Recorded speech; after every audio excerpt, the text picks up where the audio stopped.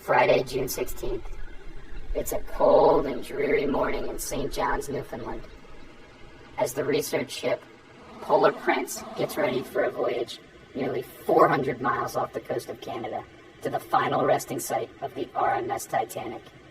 It's a place as remote and barren as the moon, where less than 300 people have ever dared to go. It's 13,000 feet deep, where the pressure is so great it's like having a herd of elephants on your shoulders. A ticket on the expedition costs you $250,000, but that's nothing for the crew. Stockton Rush, CEO of OceanGate and pilot of the Titan submarine, is worth $12 million. He's accompanied by Pakistani businessman Shahzada Dawood and his 19-year-old son Suleiman.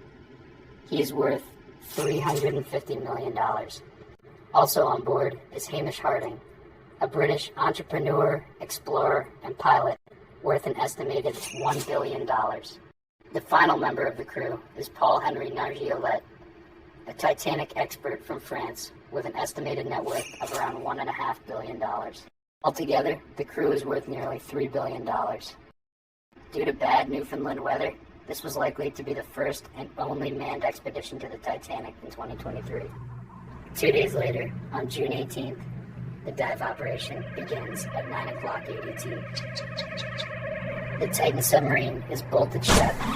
It's cramped, not enough room to stand up, and only room for one person to stretch their legs at a time. The bathroom is a thin tube behind a curtain, and the sub is operated by a decade-old Madcaps controller. No, seriously.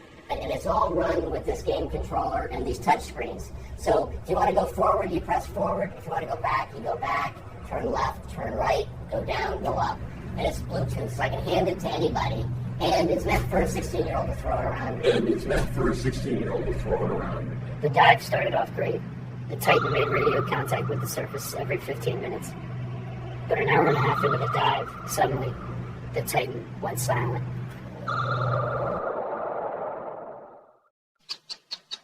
Unfortunately for the crew of the Titan, the Polar Prince didn't call for help until almost 9 hours later, giving themselves enough time to watch the entire Godfather trilogy.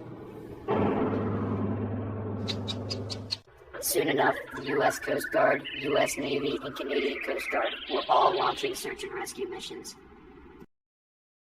Tragically, they still have not been able to locate the sub. With a search area larger than Connecticut, finding something as small as the Titan submersible is the ultimate needle in a haystack.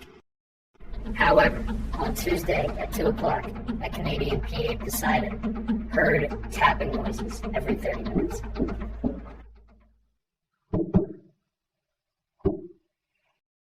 I've seen a lot of posts on Twitter where people are welcoming this, like they're happy to see these billionaires in such a tragic situation. But I think, especially for that poor 19-year-old kid on there, you gotta be praying that they make it home safe. And I think at the end of the day, we all want them to make it back to the surface with enough oxygen and back to see their families. Unfortunately, as each minute passes, they're running out of time, and by tomorrow morning, they'll be out of oxygen, which leads us to another possibility.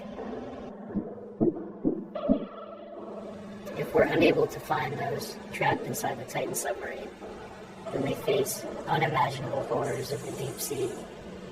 Hungry mouths, ravenous appetites, cold, dark water, doomed to spend the rest of eternity in the alien world of the abyss, much like those who perished on the Titanic 100 years before. Uncomfortable, squashed in, hunched over, spending their last minutes regretting their journey to the depths. Perhaps it truly is best to let sleeping dogs lie.